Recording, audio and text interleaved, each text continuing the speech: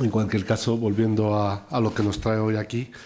como saben, el Instituto Nacional de Estadística ha publicado esta mañana el dato del índice de precios de consumo de diciembre, que recoge un aumento mensual de los precios de 6 décimas con respecto al mes precedente, cuando hace un año el incremento intermensual de diciembre del año 2009 había sido de 0. Por grupos de productos es destacable la subida mensual de los precios del grupo formado por las bebidas alcohólicas y por el tabaco, con un 6,1% de subida, en parte derivado por la subida impositiva del tabaco, que se realizó en el mes de diciembre. El segundo incremento mensual más importante ha sido el de los carburantes y combustibles, que han subido un 3,8% también en tasa intermensual, y como consecuencia en parte de esta subida de los precios energéticos, pues la partida de transportes también se ha incrementado en un 1,9% en términos intermensuales. Una cuarta subida también que me gustaría destacar es la subida de la partida de ocio y cultura, que lo ha hecho en un 1,3% en concepto intermensual, esta es una partida que habitualmente suele subir durante el mes de diciembre. La pregunta era cajas de ahorro. Bueno, yo creo que aquí la posición está clara y se ha indicado ya desde julio, cuando se aprobó la reforma de la ley de órganos rectores de las cajas de ahorros, ¿no? En aquel momento la reforma tenía dos objetivos claros, ¿no? El primero era profesionalizar la gestión de los órganos de gobierno y del funcionamiento de las cajas de ahorro, y el segundo, facilitarles mecanismos también para garantizar que tenían credibilidad ante el mercado y capacidad de captar recursos propios aquellas que lo consideraran conveniente. La credibilidad en los mercados se hizo en gran medida en julio con el esfuerzo de los stress test. Ahora han hecho hasta diciembre, que era el proceso que estaba en marcha, su proceso de integración y de configuración de los nuevos órganos rectores y de los órganos de gobierno, y lo que ha dicho el gobierno, que lo dijo el presidente personalmente el martes pasado, que lo que toca ahora es seguir trabajando en las otras dos áreas. En los últimos meses han vuelto a surgir rumores y afirmaciones en mercados internacionales sobre la supuesta solvencia de estas entidades, de ahí que tienen que hacer y van a hacer, ya se han comprometido a hacer un ejercicio de transparencia sobre cuál es la situación de sus carteras, un ejercicio de transparencia similar en cuanto al desglose de información del que se hizo los stress test, y que el tercer aspecto, pues en la medida en que tienen que ganar confianza en los mercados, en la medida en que tengan que reestructurar sus estructuras de capital, pues tienen los mecanismos y deben de hacerlo. Eso es simplemente el proceso, no hay nada más que simplemente la evolución natural de lo que se reguló en julio para que sigan avanzando en ese proceso. A ver, ha hecho un montón de preguntas juntas casi.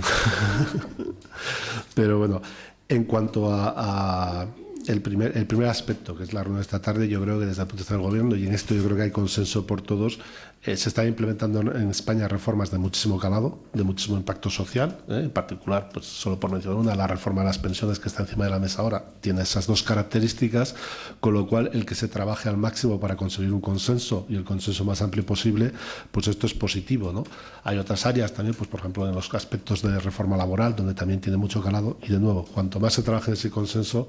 lo mejor posible, ¿no?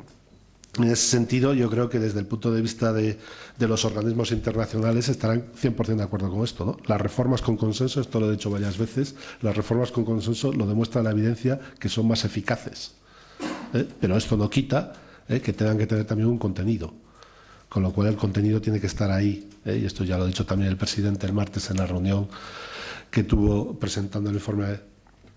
económico anual, ¿no? Que el contenido tiene que estar ahí, y dado el contenido, pues el consenso es importante. Y en los aspectos, pues por ejemplo, de reformas de pensiones, ya saben cuáles son algunos de los puntos importantes del contenido desde el punto de vista del gobierno y que están encima de la mesa y que hasta ahora pues han generado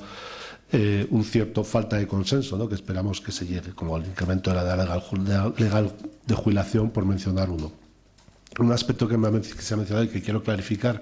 porque creo que es muy preocupante, es que esos compromisos y ese consenso en ningún caso va a venir a costa de medidas que se han tomado y de dar marcha atrás en medidas que se han tomado, que es lo que estaba un poco dando la implicación, si entiendo bien, sobre todas las noticias que hay hoy sobre este proyecto de Real Decreto, ¿no? Este proyecto de Real Decreto regula los expedientes de regulación de empleo, y en la normativa que se aprobó de reforma laboral de septiembre, como saben, había fundamentalmente, va a haber varios objetivos genéricos, pero había uno fundamental que era conseguir que en España el mercado de trabajo, el mecanismo que funcionase, que regulase el funcionamiento del mercado de trabajo no fuera solo la contratación, es decir, no fuera solo despedir a gente o contratar a gente, que es lo que hace que tengamos tanta generación de empleo en las épocas de boom y tanta destrucción de empleo en las épocas de crecimiento negativo. Entonces, dentro de los expedientes de regulación de empleo hay dos mecanismos, ya están en la legislación vigente actual. El expediente de regulación de empleo de despido y el expediente de regulación de empleo de suspensión. El expediente de regulación de empleo de suspensión, si recordamos los debates del momento del mercado laboral, es lo que a veces se llamaba también el método alemán.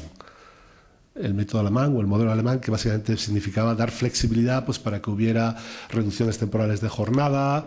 ajustes en las horas trabajadas, cosas de este tipo. Lo que se planifica dentro de este Real Decreto, proyecto de Real Decreto, se regulan los dos procedimientos, el de despido y el de suspensión.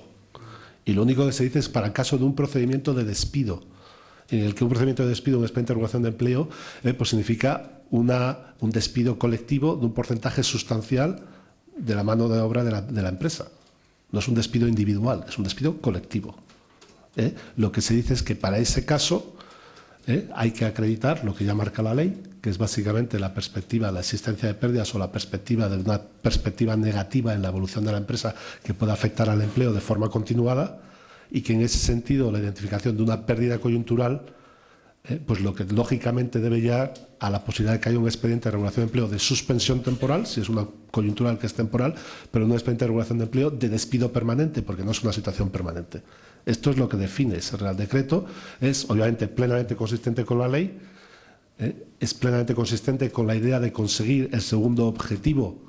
que tiene que ver con conseguir en nuestro mercado que no sea solo el margen de la contratación y el despido el que opere, sino que los expedientes de regulación de empleo de suspensión temporal, es decir, el método alemán, funcione, y estos son los objetivos que se plantean con ese Real Decreto. Yo la verdad es que siento sustancialmente la mala interpretación que se ha hecho en los medios hoy sobre este tema.